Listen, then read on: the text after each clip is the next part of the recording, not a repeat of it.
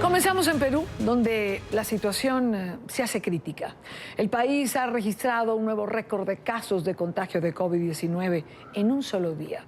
Según el Ministerio de Salud, se confirmaron 5.772 nuevas infecciones, elevando la cifra total a 129.751, mientras que los fallecidos llegan a los 3.788. El gobierno ha advertido que vienen semanas difíciles. Pese a las cifras, son miles los ciudadanos que continuamente violan el aislamiento y salen a las calles asegurando que no tienen que comer. Estas imágenes, por ejemplo, corresponden a la región de Tumbes, al extremo noreste del Perú. No hay prevención, no existe un distanciamiento en esas filas que ustedes están viendo.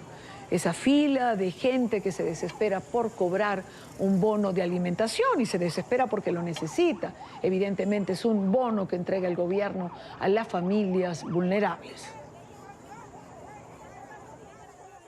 Esta pandemia va a durar hasta que tengamos una vacuna y tengamos la capacidad de inmunizar a toda nuestra población. Mientras eso no suceda, va a haber un gran porcentaje de la población que es susceptible de ser contagiada. Y es las personas justamente que más están cuidando de no contagiarse. Mientras hay esa posibilidad, nosotros como gobierno tenemos que garantizar que nuestra población se viva o se desarrolle sus actividades dentro de un ámbito de seguridad y de normas de respeto de esta nueva convivencia que tiene como principio rector en que debemos evitar el contagiarnos. No está autorizado el comercio acá en Gamarra. Sin embargo, hemos visto una gran cantidad de personas el día de ayer que han roto esta norma y que irresponsablemente están viniendo a hacer actividades comerciales. Claramente entendemos la necesidad de las personas. Hay gente que después de 70 días, que vive del día a día, necesita trabajar, pero tenemos que ponernos de acuerdo. Lo cierto es que Perú se ha convertido en el segundo país con más casos de COVID-19 en América Latina. Y las imágenes que nos llegan, como estas, por ejemplo, muestran también cadáveres, en esta oportunidad, en la parte de afuera de hospitales de la región de Piura, al noroeste del Perú. En esta parte del programa está con nosotros Eduardo Gotuso. Él es uno de los mayores expertos en enfermedades infecciosas de nuestra región. Es profesor emérito de la Universidad Cayetano Heredia y miembro del equipo de asesores del gobierno peruano frente al manejo clínico de este coronavirus. Doctor Gotuso, buena tarde, gracias por acompañarnos. Al contrario, muchas gracias por tu invitación cordial y podemos conversar. Doctor, ¿cómo llega Perú a esta circunstancia de hoy en día, habiendo tomado medidas prontas, digamos, dentro de los países de la región? Perú fue uno de los primeros que decretó cuarentena, el gobierno tomó medidas que parecían pertinentes. ¿Por qué las cifras de hoy en día? ¿Podemos decir quizás irresponsabilidad social? No, hay múltiples cosas, ¿no? Yo creo que la pandemia es todo un proceso en el cual todos los países tienen que ir aprendiendo muy rápido. El primer concepto es la velocidad de la respuesta cuando tú detectas problemas. El Perú tuvo la posibilidad temprano de reconocer que teníamos un sistema de salud muy deteriorado. En los últimos 50 años el Perú siempre ha sufrido. Los sistemas de salud y de educación han sido las cenicientas de los presupuestos. Y entonces teníamos hospitales, digamos, construidos hace 50 años, no había una tecnología moderna, etcétera, lo cual era una situación seria. Para que tengas una idea, solamente habían 180 camas de unidades que se llaman UCI, o sea, de cuidados primarios de emergencia de las UCI, o sea, cuidados intensivos, y hoy en día tenemos casi 850, o sea, permitió hacer eso, permitió un poco explicar a la población lo que venía y la velocidad con que venía. Sin embargo, conforme pasaron las semanas, estos sistemas de cuarentena en el cual el país no está acostumbrado, fue rompiéndose de una manera múltiple. Por ejemplo, los mercados les daban pocas horas, que fue un error grave. Yo siempre he creído que al contrario, toda la gente tenía mucho temor de que faltara comida y entonces la gente hacía muchas colas, hacía mucha actividad en los mercados. Después se crea un bono para la población marginal, pobre del Perú, y entonces teníamos unas colas kilométricas en las puertas de los bancos. Todas estas dos cosas que respondían a una necesidad social no fueron bien interpretadas. Y hoy en día, después de 2 meses, reconocemos cosas que yo como parte del grupo de asesores decía, hay que mirar los mercados, no hay que cerrarlos, hay que ordenarlos, y en segundo lugar hay que abrir que los mercados estén llenos, porque cuando un mercado está semivacío y encima te dicen que tienes pocas horas, la gente anda muy preocupada, muy nerviosa y encima de eso muy ansiosa con lo que pasaba. En ese punto, doctor, ¿qué es lo recomendable? ¿Extender la cuarentena? No, yo creo que el confinamiento tiene que tener algunas reglas. Por ejemplo, yo creo que por ahora todavía en las noches, precisamente hoy en día hay mucha informalidad, mucho hambre y puede haber mucha violencia. Yo creo que sí, en el Perú ahora va a comenzar de 9 de la noche a 4 de la mañana, que me parece bien, pero creo que ya la población tiene que ir saliendo, pero de manera responsable. Las personas que no están saliendo son las personas más responsables, son las que se han quedado, pero son las que muchas veces mueven la economía de los países. Entonces recuerda bien que esto no solamente tiene un impacto en la salud, sino un impacto gravísimo en la economía. Por supuesto, las personas tienen que cuidarse, o sea, yo creo que tiene que ser una cosa progresiva. Nadie tiene una respuesta. Fíjate, los españoles abren la cancha y resulta que ayer veía cómo la gente está en la playa, nadie usa mascarilla, etcétera, y claro, y comienzan a rebrotar. Yo lo primero que te diría es que debemos ser conscientes de que este virus no lo vamos a tener por 15 días, lo vamos a tener por todo el año, sí o sí. En segundo lugar, tenemos que aprender a tener normas que las respetemos, doctor, 100%.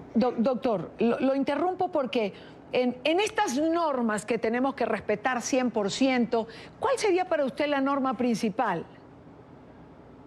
Usar las mascarillas todo el tiempo, pero usarlas bien, ¿de acuerdo? O sea, usarlas bien, eso tiene que ser parte de nuestra disciplina. Y eso yo creo que lamentablemente todavía las personas, yo cuando veo donde hay mucho amontonamiento, la cuarta parte de ellos tienen más puesta la mascarilla. Claro, pero permítame entonces interrumpirlo nuevamente. ¿Cuál sería el uso correcto de la mascarilla? La mascarilla, mira, hay 2 niveles. Las N95 son para el personal de salud. Pero ojo que tú, si eres enfermera o eres médico, no te vas con N95 a tu casa. Deberías tener una mascarilla mucho más práctica. O sea, usas tu mascarilla importante en tu centro de trabajo y la dejas ahí. Y te pones las mascarillas de tela, que son lavables y que te ajustan bien.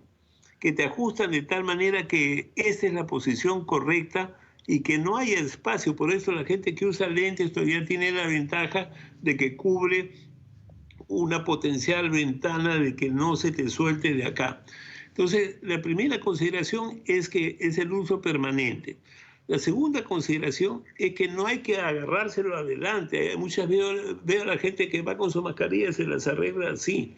Pero si se supone que la parte de afuera es la que está contaminada, entonces yo no lo puedo agarrar así. O sea, si la agarro así tengo que irme a lavar las manos porque se supone que mi mascarilla por la parte de adelante es que la que está en contacto con potenciales virus. Entonces las mascarillas se sacan así. Y finalmente cuando uno termine de sacarlas, si las quiere guardar para preservarla, la tiene que guardar, pero ya sabe que pongo mi mascarilla, pero ya yo sé que mis manos están sucias y me lavo. Mañana voy a cambiar, mañana hago lo mismo. Entonces, las mascarillas que se lavan tienen una enorme ventaja porque tú llegas a tu casa en la noche, ya no necesitas mascarilla, la pones en un agua muy caliente, la lavas, la planchas. Y si quieres tener, bueno, la dejas 24 horas, que ya sabes que aunque no la laves ya no queda ningún virus, pero lo vas a lavar con agua muy caliente, los virus se mueren en 2 minutos, chao. Las planchas si lo tienes. Si tienes 2 mascarillas, perfecto. Los lunes, miércoles y viernes, o un día sí, un día no, vas cambiando de mascarilla y la otra la vas dejando lavada. Claro, claro. Ahora, desde su punto de vista, doctor, ¿qué se ha aprendido hasta el momento? Lo primero que te puedo decir es que tenemos que prepararnos siempre para las pandemias. Lo segundo que debemos aprender es que se tiene que hacer un trabajo multiorgánico, que por ejemplo en el caso médico, yo he estado trabajando con anestesiólogos, pediatras, ginecólogos, laboratoristas. Eso hemos aprendido, que la única manera de entender mejor es trabajar entre todos juntos. Digamos, siempre hay una persona que en un momento determinado es el líder, pero en otro es el otro. Te van a operar el anestesiólogo, te van a operar el cirujano, te van a hacer emergencias y tal. ¿Te das cuenta? O sea, eso hemos aprendido, el trabajo múltiple. La tercera cosa es la rapidez de la respuesta. No podemos pasar por una administración pesada. Las emergencias significa que todo es emergencia y las decisiones se toman y salen. Cuarta cosa que aprendemos, que no haya muchos voceros. La opinión pública está asustada y por lo tanto los voceros no pueden dar mensajes confusos. Deben ser mensajes positivos, claros y muy especiales para la población. ¿Qué más debemos o hemos aprendido? Doctor, por ejemplo, ¿qué se ha aprendido en la parte científica? No quiero dejarla de lado. ¿Cuál ha sido para usted el aprendizaje? Esta pandemia, por ejemplo, es primera vez en el mundo que tú en un mes tienes el gen del virus. En 2 meses tienes pruebas que haces el diagnóstico haciendo un PCR, y en 2 meses también tenías una prueba que te mide los anticuerpos que te generan.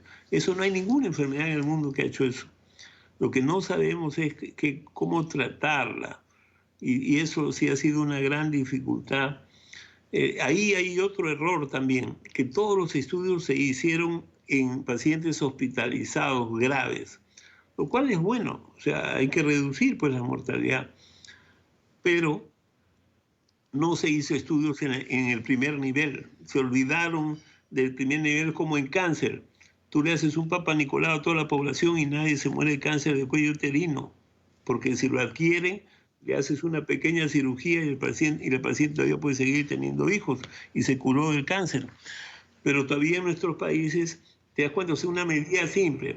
Sí. Y hemos aprendido, por ejemplo, cómo nosotros en Perú hemos reducido la mortalidad en UCIs solamente cambiando de posición. Los pacientes los pones boca abajo durante 10 horas, 12 horas, una medida que parece de perogrullo. Les cambia la vida a muchos pacientes, una medida tan simple como esa. Yo creo que en el mundo científico he aprendido que esto es un tema internacional, que las pandemias no se miran por un solo sitio, y que cada vez que aparece una pandemia, aunque sea en la isla Samoa, no sé qué sitio, todos tenemos que ponernos en guardia. Y entonces es bueno que cuando aparezcan enfermedades, porque esta es una epidemia respiratoria, que es más difícil de controlar que una epidemia por alimentos, como el cólera, la tifoidea, o por mosquitos. Todavía tiene ciertas armas, pero por vía respiratoria no tiene buenas armas. Quiero agradecer al doctor Eduardo Gotuso. Como les decía al comienzo, es uno de los mayores expertos en enfermedades infecciosas en la región. Es asesor del presidente Martín Vizcarra en el Perú. Profesor, muchísimas gracias por estar con nosotros en la tarde de hoy. Muchas gracias.